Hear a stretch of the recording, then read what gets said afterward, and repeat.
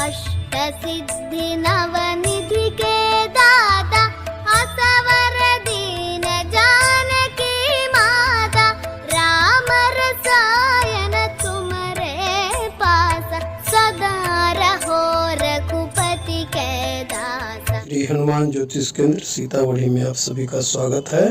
मेरे संस्थान का आगामी वीडियो प्राप्त करने के लिए कृपया इसे सब्सक्राइब लाइक करते हुए बेल की घंटी बजा दीजिएगा। मित्रों, आपने देखा वैवाहिक जीवन दाम्पत्य सुख भाग 1, उसी का यह पूरक वीडियो भाग 2 है। चूँकि भाग 1 में वैवाहिक स्थिति की जानकारी लग्न से छठे घर तक की गई है और अब प्रस्तुत है ये 7वें यानी पति पत्नी के घर से 7, 8, 9, 10, 11 और 12वें घर तक का विश्लेषण। जो भी हमारे ज्योतिष के जिज्ञासु मित्रगण हैं मानते हैं, परंतु जानने का प्रयत्न कुछ खास नहीं करते। उनसे मेरा अनुरोध है कि भाग 1 को देखने के बाद इसे वे देखेंगे, सब कुछ समझ में आना शुरू हो जाएगा। सबसे पहले मैंने उस वीडियो में भी बताया था कि आप इसका एक स्क्रीनशॉट ले लें और फिर इसका स्क्रीनशॉट ले लें और पुनः इसका स्क्रीनशॉट ले लें, क्योंकि आप ये जान जाते हैं तो निश्चित रूप से आपको 25% कुंडली देखना और समझना दोनों आ जाता है। देखिए, अधिक समय नहीं लेते हुए, वीडियो थोड़ा लंबा नहीं हो इसका मैंने ध्यान रखा है कि वहाँ तक मैंने खष्ट भाव तक बताया था। यदि सप्तमेश यानी पति पत्नी के घर का स्वामी अपने इसी घर में हो, जैसे मान लीजिए यहाँ पर 4 लिखा हुआ है और इसी में चंद्र है, जैसे 1 लिखा हुआ है और इसमें मंगल है तो अपने घर में हुआ। 2 लिखा हुआ है तो वृष राशि हो गई तो शुक्र होगा इसका मालिक। यदि मिथुन है तो इसी तरह से बुध हो जाएगा। मीन तक आप देख लेंगे कि वहाँ उसी घर में तो नहीं बैठा है। जो राशि अंक यहाँ है अगर उसी में बैठा हुआ है तो जातक को अपने जीवन साथी का पूर्ण सुख प्राप्त होता है, ससुराल धनी मानी प्राप्त होता है। शादी होने के बाद तो जैसे भाग्योदय हो जाता है। ऐसे जातक या जातिका विवाह के बाद काफ़ी प्रसन्नचित रहते हैं, जैसे दोनों को कारू का खजाना मिल गया हो। काफ़ी धैर्यवान और बुद्धि विवेक से काम लेने वाले होते हैं। पति पत्नी दोनों में खूब पटरी बैठती है। दोनों को अपने जीवन साथी से पूर्ण प्रेम प्राप्त होता है। ऐसे जातक जातिका जो होते हैं अपने ससुराल में सभी को प्रसन्नचित रखते हैं। उनके चेहरे पर हमेशा प्रसन्नता होती है और अपने प्रसन्नता के इस भाव से रिश्तेदारों को भी प्रसन्न रखने की चेष्टा करती है। तो आपने जाना कि सप्तमेश यदि इसी घर में हो, अब सप्तमेश यदि यहाँ बैठ जाए 8 में यानी मृत्यु भाव में हो, तो ऐसे जातक का वैवाहिक जीवन बहुत कष्टमय बीतता है। यहाँ का मालिक यहाँ बैठ गया तो स्वाभाविक है मृत्यु भाव में बैठेगा तो जीवन थोड़ा कष्टमय हो जाता है। जातक के जीवन में बहुत सारे कष्ट आते रहते हैं। अगर इस सप्तमेश पापी ग्रह से दृष्ट हो, यहाँ पर इसका मालिक अगर बैठ गया, और मैंने बताया ना कि पापी ग्रह सूर्य शनि राहु केतु और मंगल, ये अगर देखते हैं इस सप्तमेश को यहाँ बैठे हुए सप्तम के घर के मालिक को, तो ऐसा जो जातक होता है कई स्त्रियों का भोग करता है। उसकी पत्नी प्रायः रोगी रहा करती है और उसकी कोई चिंता भी नहीं होती। ऐसा जातक जिसका सप्तमेश अष्टम में हो और पापी ग्रह की अधिक दृष्टि यहाँ पर हो, अपने घर को नरक बना डालता है। लेकिन सप्तमेश अष्टम भाव में यानी अपनी राशि में हो और ये शुभ ग्रह से पुण्य ग्रह से ये दृष्ट हो, अशुभ प्रभाव में कुछ कमी आ जाती है। अध्ययन अध्यापन के मार्ग पर चलकर ऐसा जातक उच्च शिक्षा प्राप्त करता है और शिक्षा के सहारे अध्ययन अध्यापन से मान वैभव पैसा प्राप्त कर लेता है और उसे पत्नी और ससुराल भी प्रायः अच्छा मिल जाता है यदि सप्तमेश अपनी राशि में हो। यदि सप्तमेश नवम यानी भाग्य के घर में हो तो जातक या जो जातिका होती हैं उनका भाग्योदय शादी के बाद होता है और शादी के बाद तो भाग्योदय होता ही है, यानी पत्नी की कुंडली में यदि ऐसा हो तो पत्नी के कारण पति का भाग्योदय हो जाता है और पति का धन मान सम्मान पत्नी के अच्छे आचरण और सद्व्यवहार के कारण बढ़ता जाता है। स्वाभाविक है कि चूंकि ये पति पत्नी का घर है, अगर महिला की कुंडली है तो उसका पति यहाँ है और पति बैठ गया भाग्य स्थान में।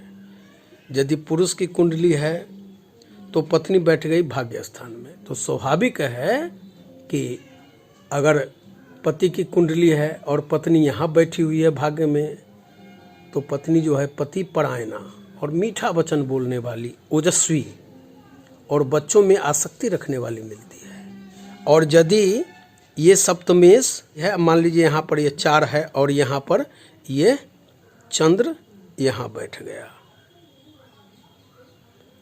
इसका मालिक यहाँ बैठ गया, यानी अपने घर में बैठ गया और यहाँ पर ये लगने से मान लीजिए यहाँ पर मंगल है, मेष राशि है, तो इसका मालिक हो जाएगा मंगल और मंगल इसको देख रहा हो,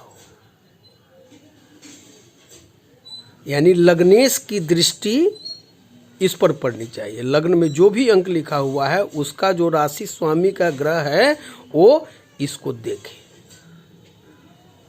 तो ऐसा जातक जो है राजनीतिक क्षेत्र में अपनी नीति कौशलता के कारण अच्छा धन, जस और प्रतिष्ठा प्राप्त कर लेता है। परंतु यदि सप्तमेश अशुभ प्रभाव में हो और उस पर पापी ग्रह की दृष्टि हो, मान लीजिए यहाँ चंद्र बैठा हुआ है, इसको सूर्य देख रहा हो, शनि देख रहा हो, राहु देख रहा हो, केतु देख रहा हो, तो जितना अधिक वह पाप पीड़ित होगा तो निश्चित रूप से स्त्री भोग की शक्ति जातक में कुछ अधिक बढ़ चढ़ के होती है, जिसका भोग करने के बाद वह अपना मानसिक संतुलन खराब कर लेता है और एक साथ कई कार्य प्रारंभ कर लेता है, परंतु अधिक संभोग के कारण मानसिक उद्विग्नता उसे हो जाती है और सही दिशा में वह सही निर्णय नहीं ले पाता है और सारे कार्यों में उसको असफलता मिलती है। सप्तमेश यदि दशम में हो तो जातिका को धनी मनी परिवार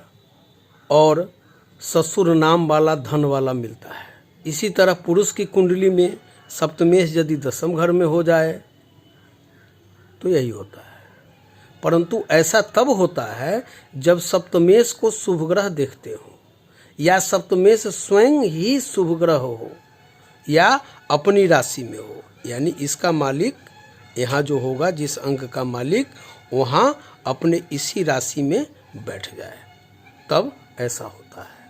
इस योग में जातक को धनी ससुराल मिलता है, ससुराल से लाभ प्राप्त होता है, सास भी खूब मानती है, सास को लगता है कि मेरे घर की जो बहू है साक्षात लक्ष्मी के रूप में यह मेरे घर में आई है, यानी सास बहू को अपनी पुत्री की भांति मानती है।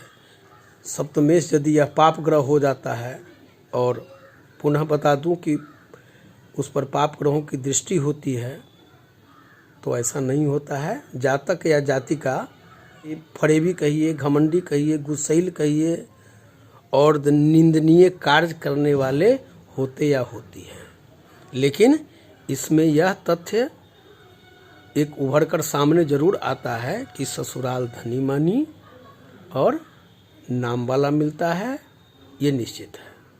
यदि इस घर का स्वामी सप्तमेश एकादश भाव यहाँ बैठ गया हो आय भाव में, यानी लाभ के घर में, तो फिर कहना ही क्या है। जातक को कमाऊ पत्नी मिल जाती है और फिर ससुराल से बराबर धन रुपया पैसा मिलता ही है। इसमें जातक यदि नहीं भी कमाता है तो ससुराल के धन से ही धनी रहता है।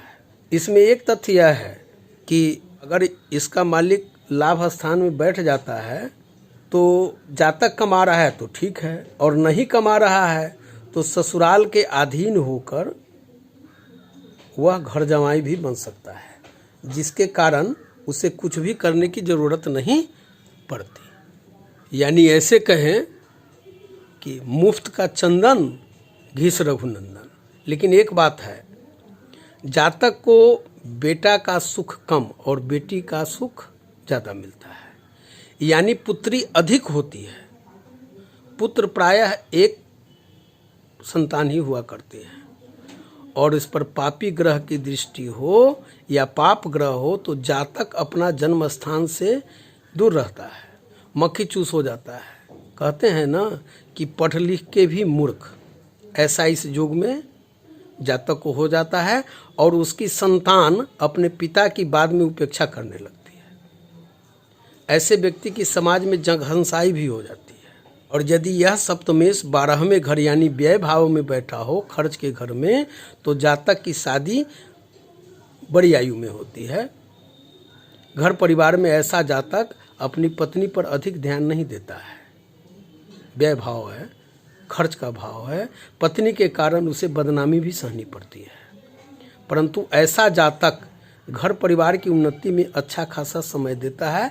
परंतु यदि यह सप्तमेश पापी ग्रह हो, पापी ग्रह ही उन्हें देखते हो, तो जातक का खर्च कुछ ज़्यादा हो जाता है, और उसको यूँ कहें कि खर्च अत्यधिक होने के कारण वह दरिद्रता का जीवन यापन करना प्रारंभ कर देता है, जिसके कारण वह कंजूस बन जाता है। ऐसे जातक की जो स्त्री होती है वो घर में काम काज करती ही नहीं है, न के बराबर रुचि रखती हैं, क्योंकि पत्नी दुष्टा और खुद को सज सवर कर पर पुरुष लोलुप बन जाती है। ऐसे कहें, यदि सप्तमेश को इस घर में 2 या 2 से अधिक ग्रह देखता हो तो पत्नी पर पुरुष के साथ रमन करती है, अपना चरित्र इतना नीचे गिरा लेती है कि पीठ पीछे सभी उसे घृणा की दृष्टि से देखते हैं।